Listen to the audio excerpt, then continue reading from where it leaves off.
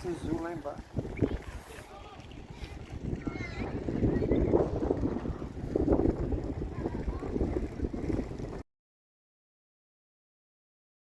Grandchildren, Lord Wilmot, Earl of Rochester.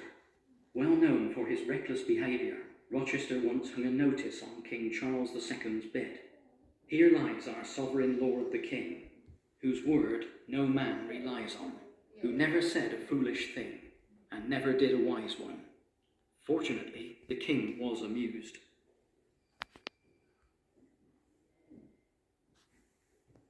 Formal dinners, with many dishes, were the entertainment of the day.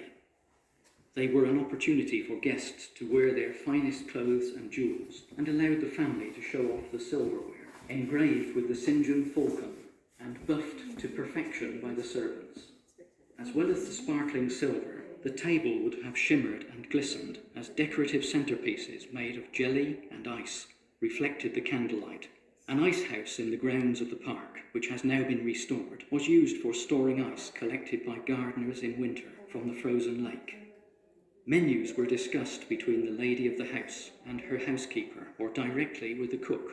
Other than this, the family would have no involvement with the preparation of dinner. Virtually all the necessary ingredients for a sumptuous meal could be provided from the kitchen gardens and surrounding estate. Servants laboured for hours preparing the meal, which was finally served by footmen, who used the entrance to the left-hand corner of the room and stood discreetly behind the pillars. The lady standing by the dining table is Mary, the last Lady Bollingbrook to live here.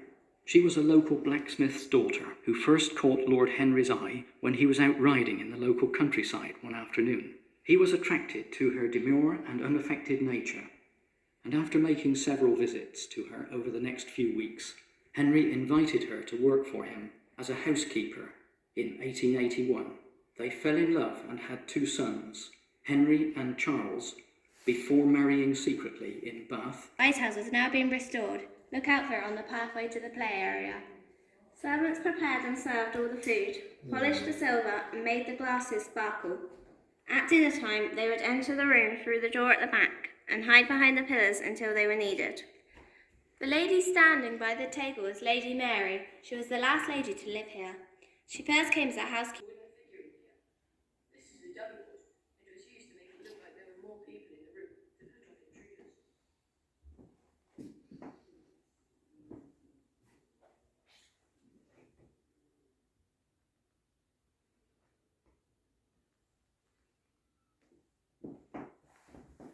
All the family portraits in this room are hung in the same places as they were in Victorian times. Swindon Corporation bought most of them from Vernon when poor finances sadly forced him to sell the family home. To the right of the door into the dining room hangs the portrait of Henry, 1st Viscount St. John.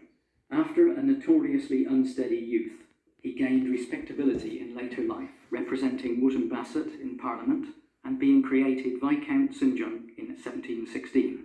Portraits of his children, Hollis and Henrietta, hang high on the wall through to the bedroom. A portrait of Henrietta as a young lady hangs just below it, to the right of the door. On the wall, to the right of the fireplace, you can see 2 portraits of their great-grandmother, Joanna St. John, wife of Sir Walter St. John. She was popular with the royal court and was noted as a talented gardener. The drawing room, with its ornate furnishings and elegant decor, is the grandest room in the house. Here ladies retired after dinner to relax, take tea and play cards, before being joined by the gentlemen who remained in the dining room to enjoy port and reflected the candlelight, making the room appear even bigger and brighter. One of the unique features of this room and the bedroom next door is the crimson flock wallpaper, which has hung there since 1824. In those days, wallpaper was an expensive luxury. In this room, an exact copy of the faded original paper has been made to replace the worst worn areas on the 2 end walls.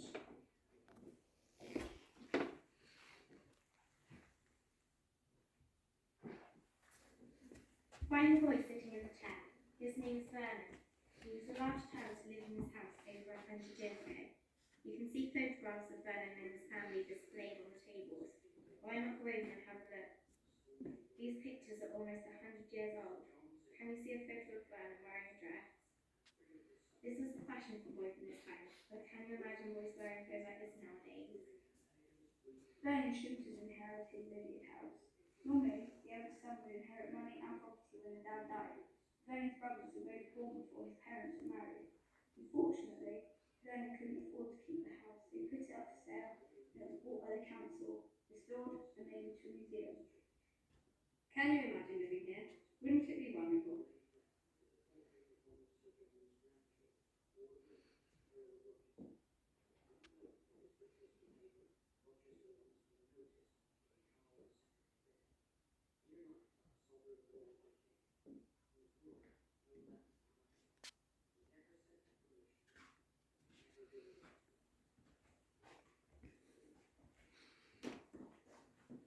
Pensei que era tão grande assim não aqui.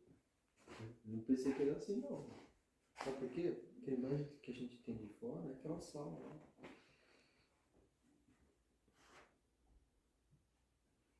Esse quarto foi restaurado há pouco tempo.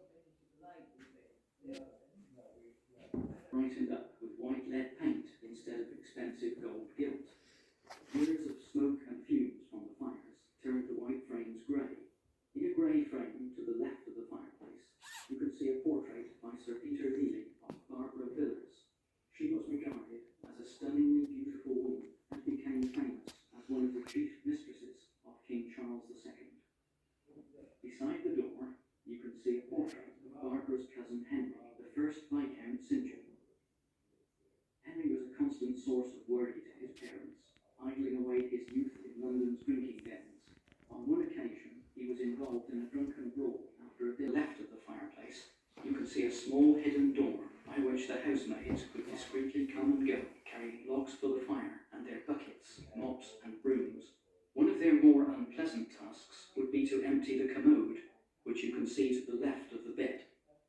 The commode, a plain lidded chair containing a chamber pot, is a stark reminder that despite the grandeur of Lydiard, it only had one lavatory.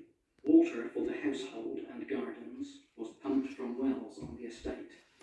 Look out for one when you visit the walled garden. Vem cá, focaliza aqui, ó. Ali, ó. Pinico, tá vendo? Os empregados pegavam o pinico e vinham limpar aqui nessa porta aqui, vem cá.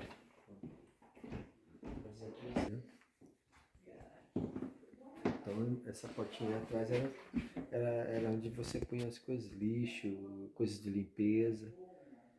Mas ela fechava, ficava a maior parte do tempo fechada, era uma coisa bem discreta.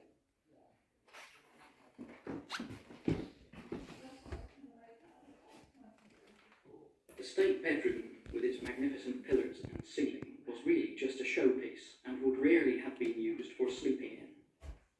Along with the other rooms you have seen, this bedroom was created as part of a complete remodelling of the house in the 1740s. Beside the bed, life-size portraits show Sir John St. John and his wife Anne. Anne was a very wealthy woman, and it was her dowry which helped pay for these major alterations, transforming the old and rather run-down Tudor building into the Georgian house we know today. This, in turn, became sadly neglected until rescued by Swindon Corporation in 1943. The bed was burned by fire in the 1950s. The bed you can see today was refurbished in 2006 with drab-coloured silk, the height of fashion in the late 17th century. The bed cover is splendidly embroidered with images copied from the stained glass window in the next room.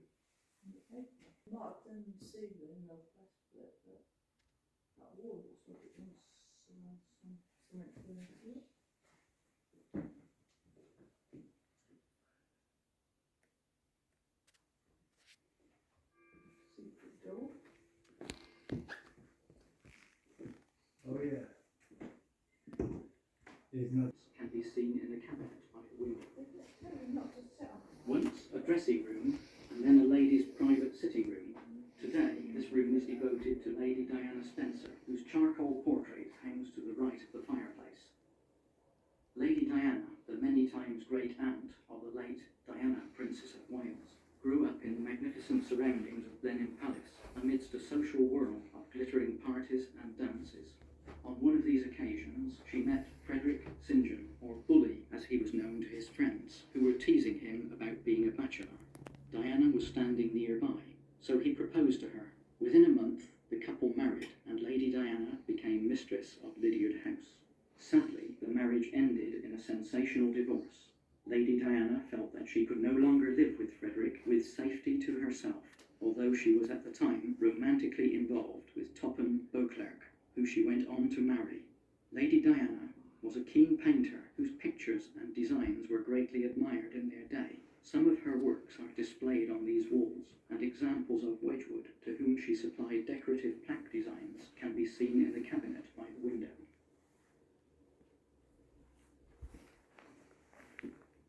Lady Diana Spencer was a keen gardener. The walled garden was created for her when the formal terraced garden was swept aside in the 1760s to make way for a new, fashionable style of romantic pastoral landscapes.